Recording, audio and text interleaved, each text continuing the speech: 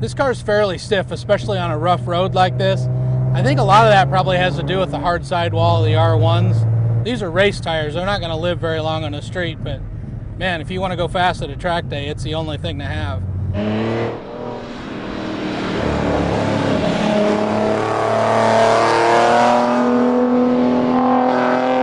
The only thing I don't like is the sound. And they sent us these new mufflers that they said are going to be production, and it's just too buzzy.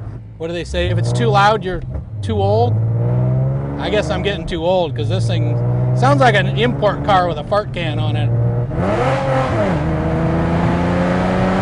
See what I mean?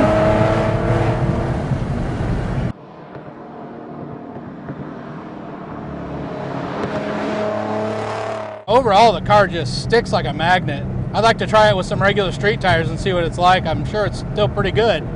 But man, if you're gonna really take the car out into the twisties, opt for the R1s, because that's the tire to have. This car also has a 1-to-1/5 in the 6-speed, which is kind of takes some getting used to. It feels like it's got 430s or 456s in it, but the rear gears are 373s, but with that 1-to-1/5 gear, it doesn't feel like a 6-speed.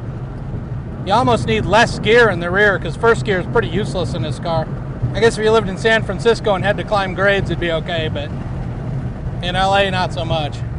Well, Motor Trend tested this car against a stock Mustang GT. They both ran 12.8 at 111 miles an hour, which feels about right. It's what Shelby claims it'll run with a GT. Motor Trend also claimed that it pulled 1.01 G on the skid pad, which I think a lot of that is due to the R1 tires. They also said it braked the same as a GT, and I think that's a bunch of crap because this thing has enormous brakes on it and you can feel them everywhere.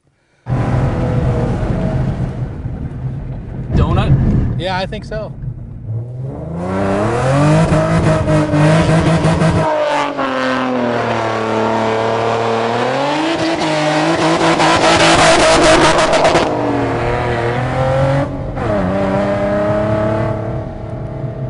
I love the lack of police up here.